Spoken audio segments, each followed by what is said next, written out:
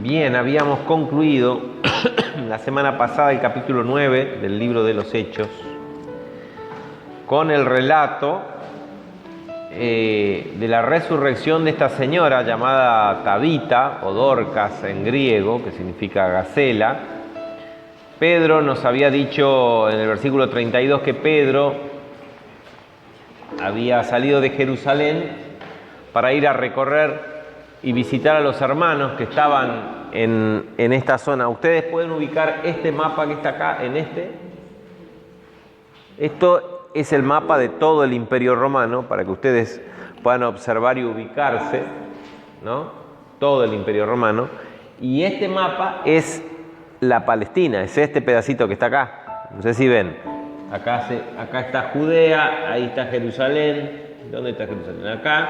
Acá tenemos Jope, acá Cesarea, ¿ven? Acá tenemos a Jerusalén. Jope no figura, pero está Cesarea un poquito más arriba, ¿no? Ahí no vemos más acá en el mar Mediterráneo, pero lo vamos a tener que ver porque Pablo luego visita esta isla, que es la isla de Chipre, una isla muy grande. Hoy es un país que se llama de la misma manera. Acá está Antioquía, acá nos muestra a Tarso, la ciudad natal de Pablo. Ahí ya no lo vemos porque está más al norte, ¿entienden? Es como que hubiéramos hecho un foco y hubiéramos hecho un zoom acá más grande de esta parte acá, de esta partecita. ¿Se ubican entonces? Por eso dejé para que puedan ver ambos, porque acá no se ve muy clarito el detalle de algunas localidades, algunas ciudades. Esperen que vamos a...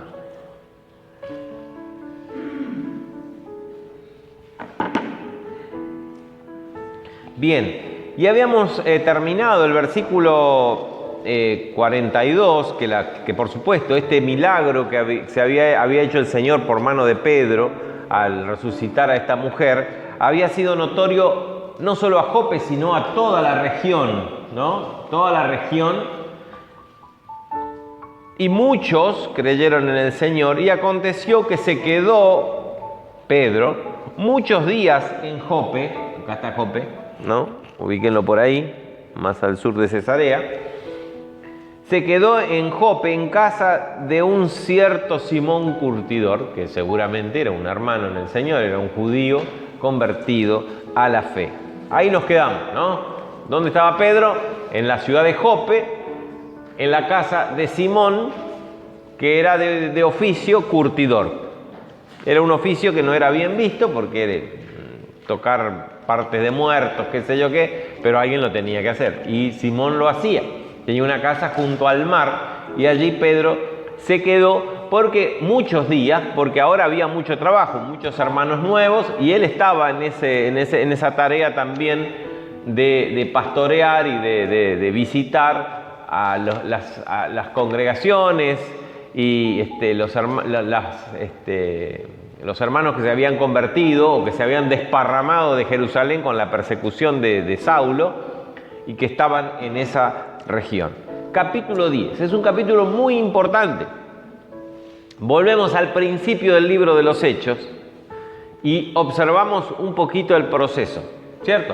Jesús asciende, ellos se quedan esperando lo nuevo, lo desconocido absolutamente. Viene el Espíritu Santo, ¿no?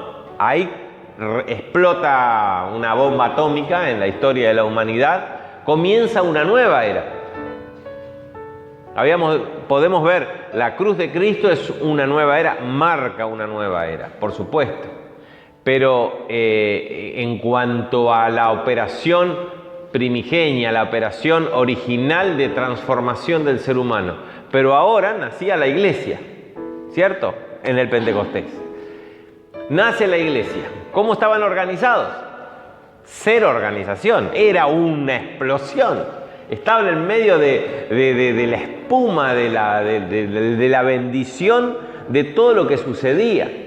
Milagros, prodigios, empezando a ubicar la doctrina, la teología, todo lo que ellos tenían de las Escrituras, que era el Antiguo Testamento, con esta nueva realidad que era tangible, evidente, con la venida del Espíritu Santo. en base a eso predicaban, se armaban las predicaciones. Y bueno, había que atender a un montón de gente humilde que era la que se acercaba por mayoría al Evangelio. Entonces se empezó bueno, yo tengo esto, yo colaboro con esto, y empezaron a vender sus cosas y ponían las cosas para que los apóstoles lo administren, ¿cierto?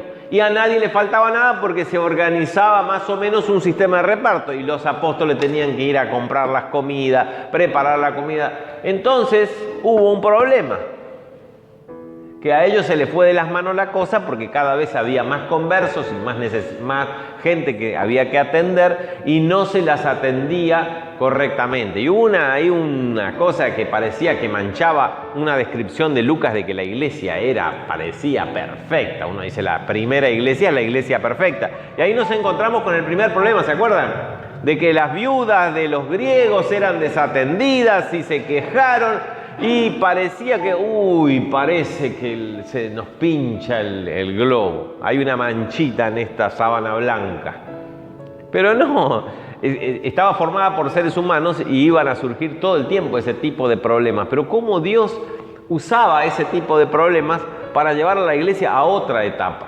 Y ahí nació un ministerio, el diaconado, el ministerio de servicio. ¿Se acuerdan? Eligieron a 7, no lo eligieron los apóstoles, lo eligió la gente, lo eligieron los hermanos. 7 hombres llenos del Espíritu Santo, ¿para qué? Para que se ocupen de ese trabajo, de comprar, de preparar, de repartir y puedan atender, porque ellos ya no podían dedicarse a eso y predicar la palabra, ¿no? Acordaron esos y salió todo bien al final. De esos 7 hermanos espectaculares que eligieron, había uno que se destacaba, que era nuestro amigo Esteban, que no solo nos cuenta que servía las mesas y que hacía un trabajo de servicio, sino que era un conocedor de las Escrituras y debatía y nadie le podía hacer frente en una discusión, y aparte hacía milagros y predicaba con gran poder. Y ahí parece que está todo bien, y Lucas nos dice que la iglesia estaba espectacular y que había hallado gracia entre la gente y que se hacían milagros y ya la iglesia crecía y parecía que estábamos otra vez de lujo, ¿eh? Habíamos superado el problema de las viudas y ahora estaba la iglesia establecida hasta que apareció la persecución. Y uno dice, ¿y ahora qué pasó? Estábamos tan bien. El Señor tenía que empujar la iglesia a otro paso más, al cumplimiento de la misión que le había dado Jesús. Por eso habíamos ido a Hechos 1, que me salté esa parte. Fuimos a Hechos 1 para escuchar a Jesús decir, y me seréis testigos, ¿dónde? Primero en Jerusalén, después en la provincia de Judea, Jerusalén. A ver si acá están las provincias, no. Jerusalén, la provincia de Judea. Samaria, que eran más o menos unos semi-judíos, y después hasta lo último de la tierra. Pero ahora resulta que el me seréis testigo no iba a ser porque ellos iban a ir, a ver, ahora nos toca, ahora... No, porque ellos estaban en la misma oscuridad respecto del futuro que estamos nosotros. Nosotros no sabemos a qué Dios nos llama más adelante. Él nos dice, van a hacer esto, van a ir de gloria en gloria, van a venir otros hermanos, pero nosotros siempre los queremos acomodar. Bueno, listo, ya, ahora estamos. Entonces cuando nos empezamos a acomodar y la iglesia se empieza a acomodar, Él pega una zarandeada, le da autorización a algún personaje que nos pegue una zarandeada para que nos movamos y llevarnos a otro nivel. Así pasó. Vino esa persecución que fue terrible, donde tuvieron que salir con lo opuesto de Jerusalén y huyeron por todas las regiones, hacia el sur, hacia el norte, inclusive hasta la ciudad de Damasco, ¿no es cierto? Nos vamos a encontrar más adelante con iglesias, asambleas fuertes. Bien, eso era otra etapa. Pero ¿qué nos dice Lucas? Que los hermanos se desparramaron y predicaban en todos los lugares donde iban, pero solo predicaban a los judíos, ¿no? El único que desentonó ahí fue Felipe, ¿se acuerdan? El relato del capítulo 8. Felipe, que le predica a uno que no era judío, pero era un prosélito de la puerta, porque era eunuco, no podía ser un prosélito, digamos, de los que participaban del culto a Jehová y formar parte del pueblo de Dios, eran los que le seguían más lejos. Pero se convirtió y no era cristiano, pero bueno, se fue el tipo y no pasó nada. No pasó nada. Ahora el capítulo 10 es de tremenda importancia, porque ahora la iglesia sí también es desafiada a pasar otra barrera. Antes de este muchacho, el eunuco, el ministro de la reina Candace de Etiopía, ¿qué había hecho Felipe? Andaba dando vueltas por Samaria y ¿qué podía hacer? Y predicó y se convirtió gente en Samaria. Y ya era como que tuvo que ir Pedro, porque los samaritanos tenían sí conocimiento de la Torá, pero tenían una mezcolanza en la cabeza. Pero bueno, por lo menos había una base judía, había una base de conocer al Dios verdadero. Mal, pero estaba la base, ¿no es cierto? Ahora vamos a este capítulo, que por eso tiene muchos detalles, porque es de vital importancia, es otra vez ya a la tercera etapa, ¿no? Ya estuvimos en Jerusalén, en la provincia de Judea, en Samaria, y acá se larga la última etapa, esta que hasta ahora no terminó, ¿no es cierto? Por eso llegó hasta la Argentina y hasta la provincia de Misiones. Había en Cesarea, acá la tenemos a la ciudad de Cesarea, fíjense, sobre el mar. Acá está la ciudad de Cesarea, acá está más chiquitito. Era la capital del país, la capital política del país. No era Jerusalén, era Cesarea, ya les había dicho eso. Ahí estaba la residencia del gobernador de la región, y desde ahí Roma gobernaba. ¿Por qué en Cesarea? Porque era un pueblo, era una ciudad portuaria. Tenía muchísima actividad portuaria y era mucho más fácil de Italia llegar hasta Cesarea o alguna otra provincia romana.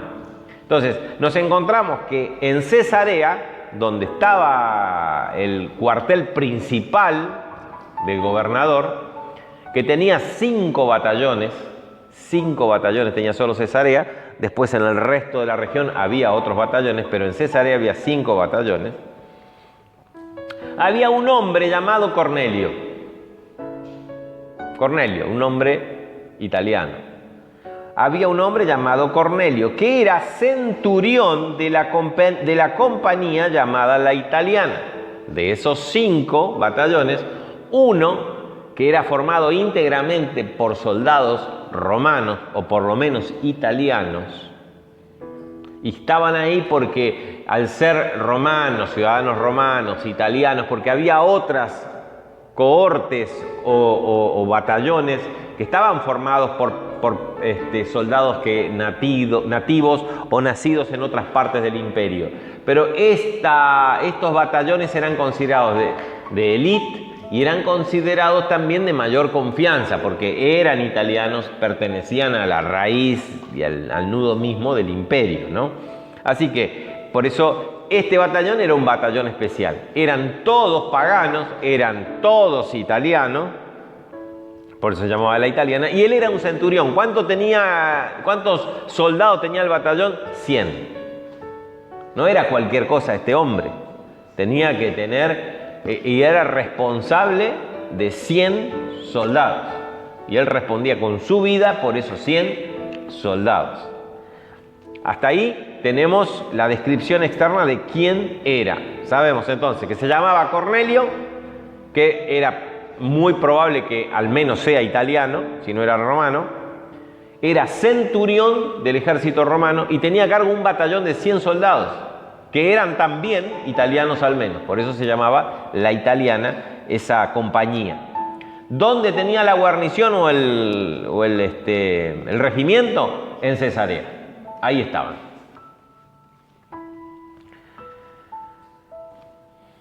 Era uno de los 5. Y este hombre ahora nos pasa a relatar Lucas cómo era por dentro. Hasta ahora nos dijo que era una persona realmente honorable desde afuera. Era un funcionario del Imperio Romano. Pero era piadoso y temeroso de Dios, con toda su casa, que hacía muchas limosnas al pueblo y oraba a Dios siempre. Entonces, ¿cómo era este centurión llamado Cornelio, que era jefe de un batallón de 100 soldados italianos, todos paganos? Él de alguna manera había conocido al verdadero Dios, al Dios de Israel. No dice cómo, pero si estaba ahí habrá escuchado, pero muchos estaban ahí y habrán escuchado. Pero este centurión tenía un corazón especial y buscaba evidentemente la verdad que en el paganismo no pudo encontrar. Entonces, en ese momento de estadía en la Palestina, en contacto con los judíos, encontró sí una luz, la luz del Dios verdadero que alumbró su corazón. Y eso no fue estéril, no es que simplemente fue un conocimiento de una religión, de la religión de un país, porque saben, la religión judía era muy particular para ese momento, porque era monoteísta. La mayoría de los pueblos, por no decir casi todos, eran politeístas, es decir, tenían un montón de dioses que eran representados, y a veces el dios del trueno era representado por distintas deidades según los pueblos, según las regiones, porque a todos les parecía extraordinario un rayo y debería ser un dios, y la luna debería ser un dios, y el sol debería ser un dios, y así, ¿no? Claro, porque está hablando de Jehová, el Dios de Israel, o Yahvé.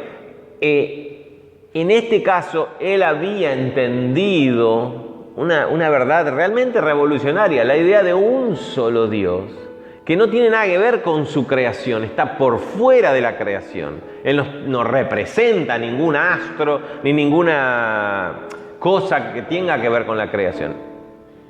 Bien. A ver. Este hombre, su corazón había descubierto una luz, que era la luz de la religión judía que le mostraba, sí, al Dios verdadero.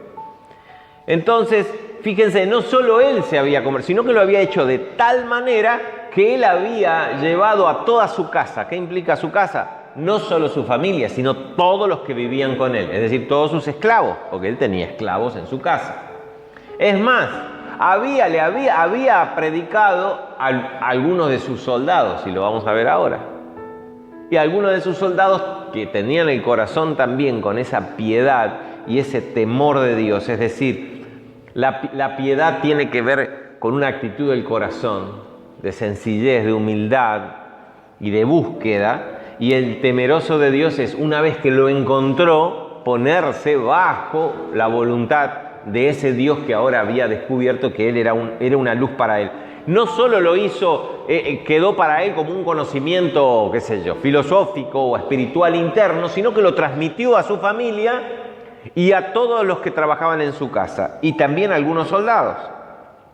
Y hacía muchas limosnas. Fíjense que él daba porque entendía de alguna manera, y eso tiene que ver con ser temeroso de Dios, entendía que de esa manera él estaba ofrendando y agradando a Dios. Así que hacía muchas limosnas al pueblo, y oraba a Dios siempre. ¿Qué significa que oraba a Dios siempre? Que cumplía con el rito de las oraciones diarias. Había determinadas horas en que todo judío oraba mirando hacia Jerusalén. Así que él hacía exactamente lo mismo porque era un prosélito llamado prosélito de la puerta, ¿cierto?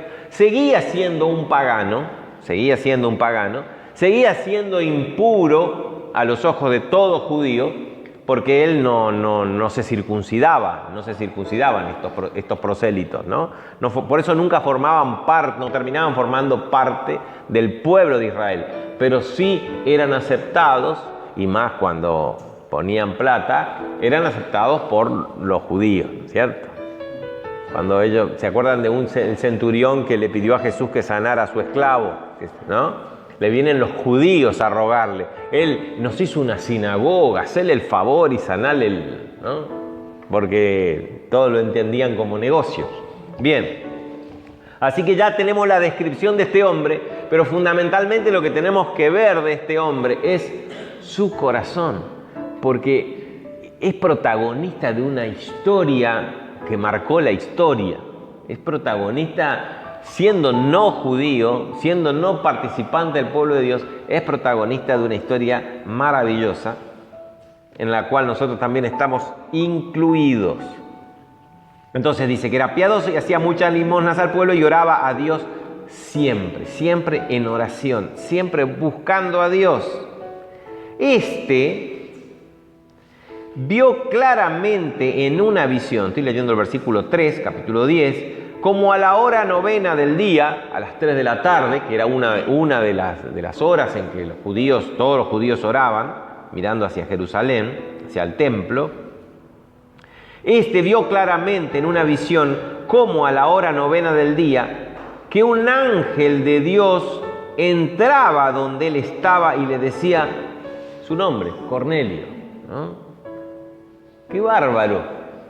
Un ángel de Dios se le arrima a las 3 de la tarde, fíjense, no es que él vio una persona, estaba orando y tuvo una visión, ¿cierto? Es una experiencia espiritual, tuvo una visión que era un ángel, él lo entendió así, él lo reconoció así como un ángel, o tal vez él lo contó y la interpretación de todos los hermanos era que era un ángel lo que él vio, por eso Lucas escribe con seguridad que lo que él vio fue un ángel que entraba donde estaba él y le decía Cornelio, y él mirándole fijamente, estaba muerto de miedo, dijo, ¿qué es, Señor?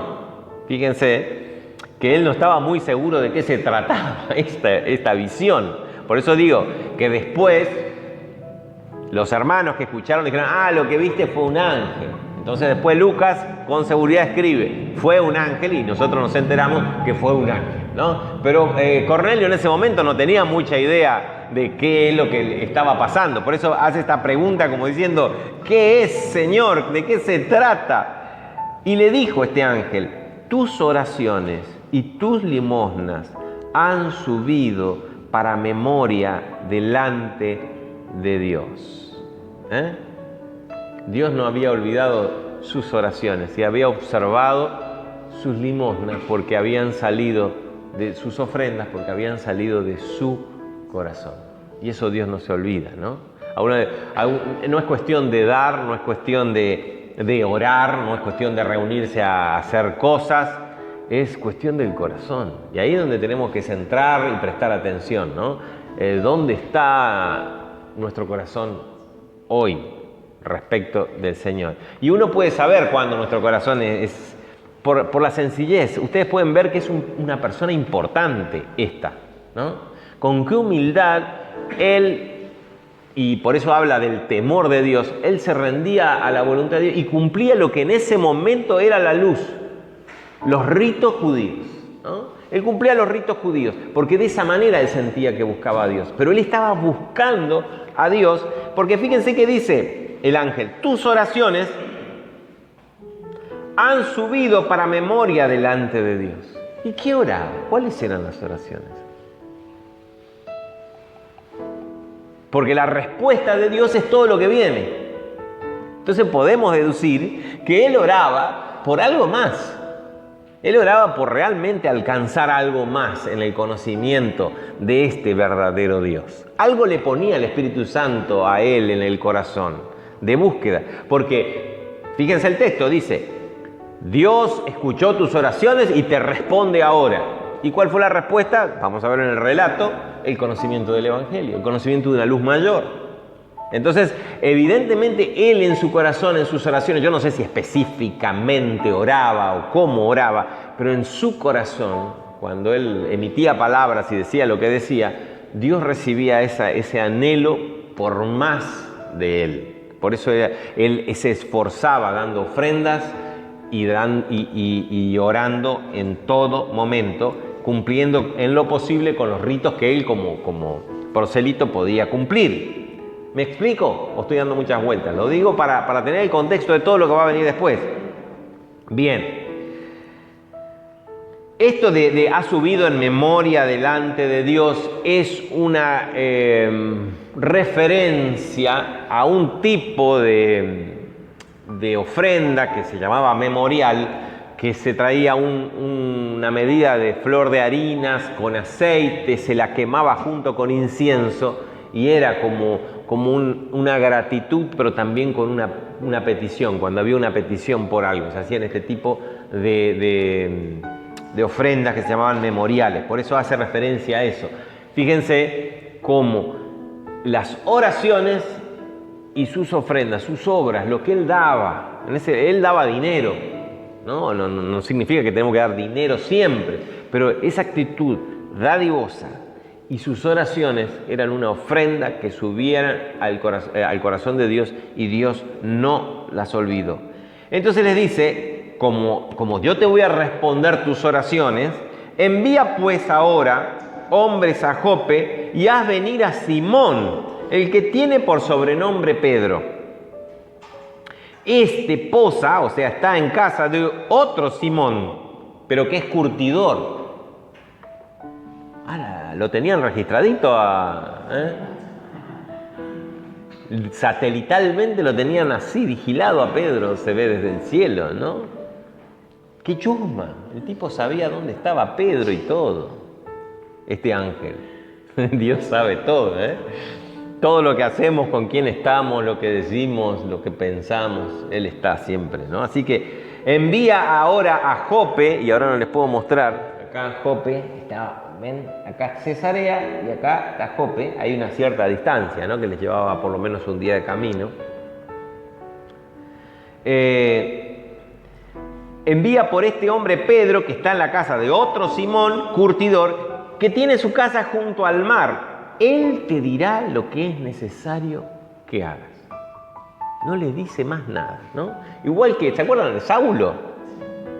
Entra a la ciudad y ahí se te dirá lo que vas a hacer, ¿no? Y Saulo ahí, pobre, encerrado, solo 3 días, sin comer, sin tomar agua, estaba en una angustia. Así que bueno, él no estaba en angustia, estaba ahora con esperanza, con expectativa de que iban a recibir. Jesús le dice, quédense en Jerusalén hasta que venga el Espíritu Santo. Y los discípulos no sabían ni qué era eso, pero estaban ahí con la expectativa de recibir. Qué linda esa palabra, ¿no?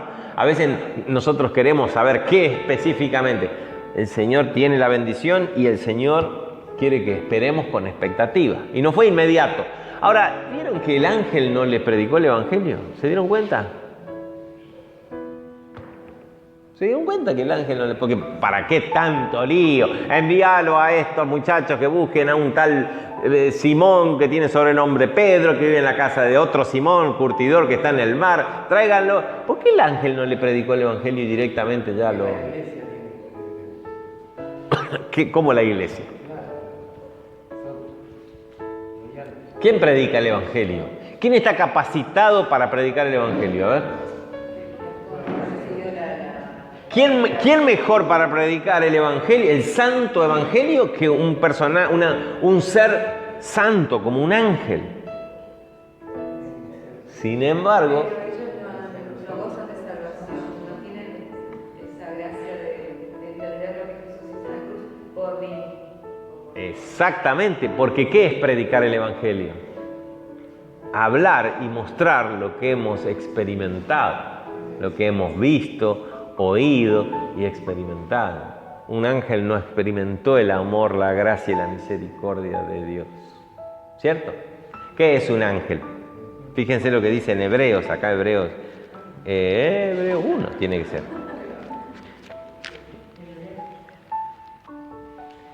Dice Hebreos 1:14, sí. ¿No son los ángeles todos espíritus ministradores enviados para servicio a favor de los que serán herederos de la salvación? Qué lindo, ¿no? De los que serán herederos de la salvación.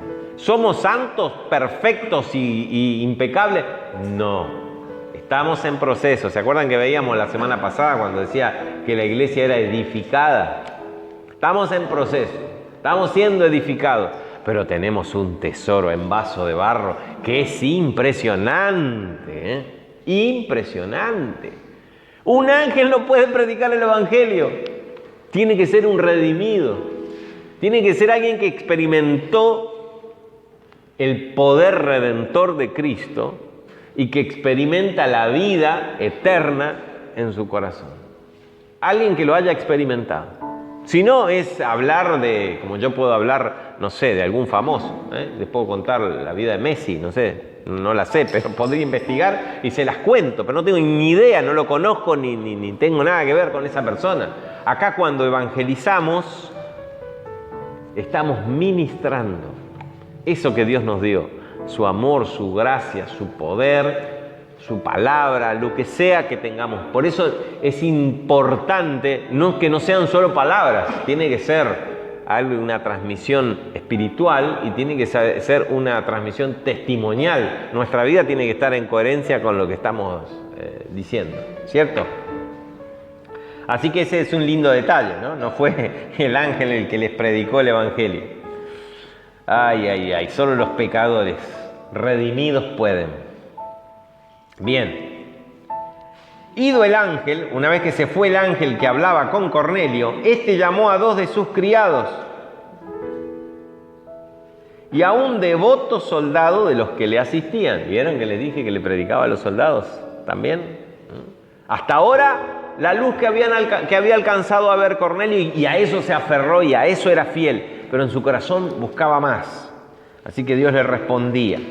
Los llamó a 2 de sus sirvientes, o sea, a 2 de sus esclavos, y a un soldado que era devoto, a los cuales envió a Jope después de haberles contado toda la experiencia. Los llamó a los 3 y le dijo: miren, pasó esto, yo estaba orando, bla, bla, bla, bla, bla, bla, bla. Eran todos creyentes en el verdadero Dios, ¿cierto? Porque todos los de su casa seguían al verdadero Dios. Entonces entendían de qué está hablando. Y este soldado también ahora seguía al verdadero Dios. ¿Saben? Estaba en la hora tercera. ¿Vieron en la hora en que estábamos orando? Todos en esa hora estaban orando. Yo recibí esta visión de un ángel que me dijo así, así. No sé quién será este tipo, este tal Simón Pedro, pero vayan a buscarlos, porque esa es la orden que recibí. Bien, ahora veo un par de versículos que teníamos que haber leído, pero no importa.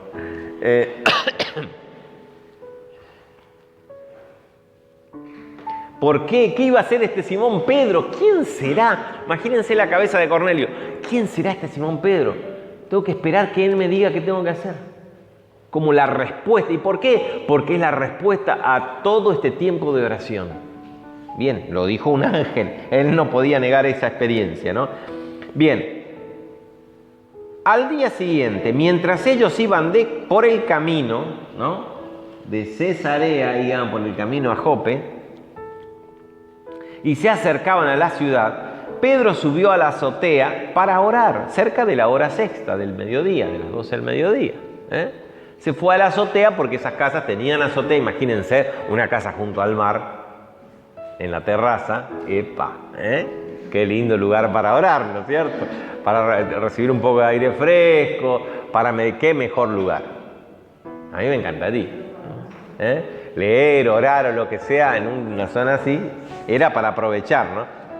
Así que ahí estaba Pedro orando. Fíjense, las revelaciones vienen cuando estamos en contacto con Dios, en oración. Si estamos distraídos o ocupados en muchas cosas, no hacemos una parada para poder en algún momento concentrarnos en lo importante, en buscar a Dios. Es difícil que Dios nos tiene que dar un sacudón para que vayamos a orar, ¿no? Si Él nos quiere revelar algo. Así que Pedro también estaba orando al otro día y tuvo un gran hambre. Le agarró hambre. Bueno, era el mediodía, ¿no? Y dice, y quiso comer algo, pero mientras le preparaban algo, le sobrevino un éxtasis. Pidió algo para comer. Bueno, ya te vamos a hacer, no sé, un guiso, una lenteja, una lentejada, algo. Mientras esperaba que le cocinen algo al mediodía, no sé quién, se ve a alguien que estaba en la casa, que era de la familia de Simón el curtidor, le sobrevino un éxtasis, una experiencia espiritual absolutamente extraordinaria, ¿no? Uno se sale de sí mismo. Un éxtasis, como también pueden haber experimentado muchos de los que están acá. ¿Y qué vio? Tuvo una visión en ese momento también. El cielo abierto. ¿A quién nos hace acordar? A Jesús. Jesús dice el cielo abierto. Después a Esteban, ¿se acuerdan? Veo el cielo abierto y al Hijo del Hombre sentado a la diestra. Y ahí se fueron contra él y lo mataron. Vio el cielo abierto. Es como que, ¿qué cielo? Evidentemente no nuestro cielo físico, sino lo que Pablo llama también que tuvo éxtasis y que tuvo estas experiencias. Es una realidad espiritual, es la realidad, es el mundo tan real como el cielo, como lo que nosotros podemos tocar, pero que está en otra dimensión. Vio el cielo abierto y que descendía algo semejante. Acá, no sé si ustedes tienen la NBI, como dice, ¿alguien tiene? El versículo 11. Eso dice la NBI. Hay versiones, en muchos manuscritos originales dicen que vio un recipiente, como si fuera lo traducen como un vaso.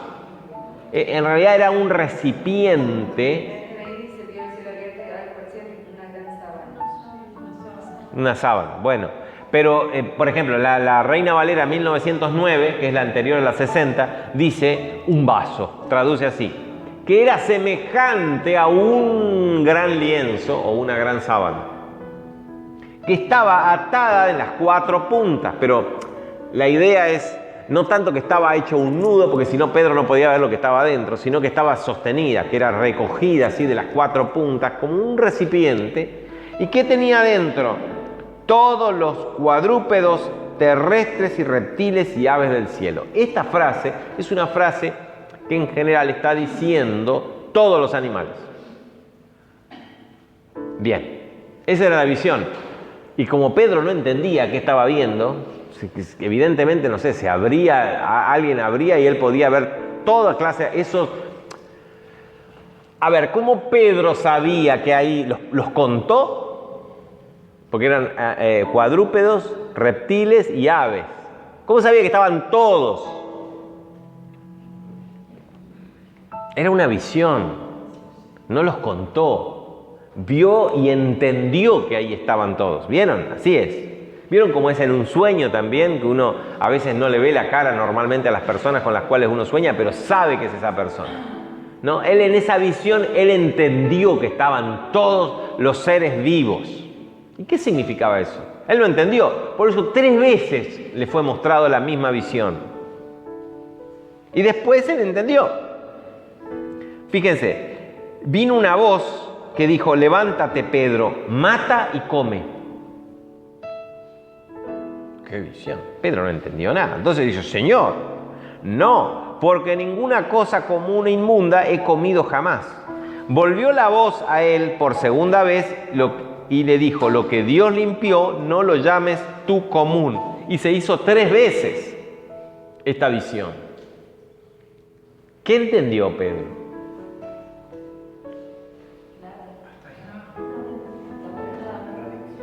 No, entendió, sí, algo entendió.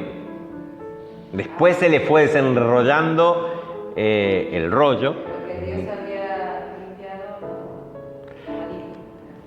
¿Por qué dijo eso Pedro? ¿Por qué, a ver, ¿por qué Pedro dijo, no, Señor? Porque yo nunca, jamás entró por mi boca un animal considerado no limpio o inmundo por la ley. Levítico 11 habría que leer. No vamos a leer porque es largo.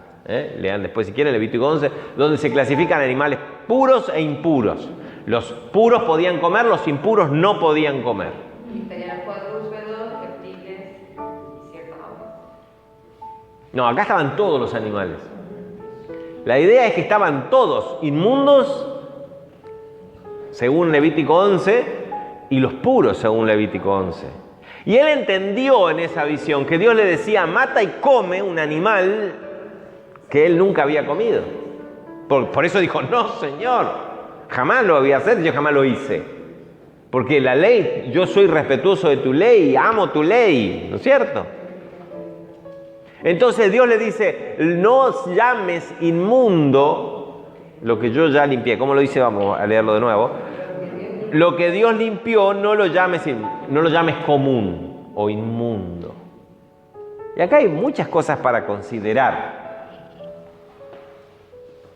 En definitiva, ¿cuándo Dios lo limpió? ¿Eran inmundos o no eran inmundos los animales en Levítico 11? ¿Por qué se decretó en Levítico 11 animales inmundos y animales limpios? Un montón de preguntas que podemos hacernos y analizar un poquito el tema, pero no vamos a profundizar en el tema, sino simplemente quiero hacer algunas consideraciones. Vamos a ver Mateo 15, 11.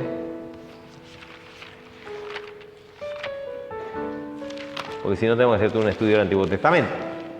15, 11 dice: no lo que entra en la boca contamina al hombre, mas lo que sale de la boca, esto contamina al hombre. Dice Jesús, lo enseña Jesús.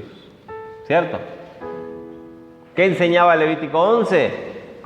Que animales inmundos comían y te contaminaban. Jesús dice, no lo que entra, fíjense, aquello nos empieza a dar la idea de que aquello era figura, imagen, unas disposiciones que tenían más que ver con disciplina y también control sanitario y también protegerlo de muchas cosas al pueblo, que con la idea de que hay en sí mismo el animal es sucio o limpio, ¿no?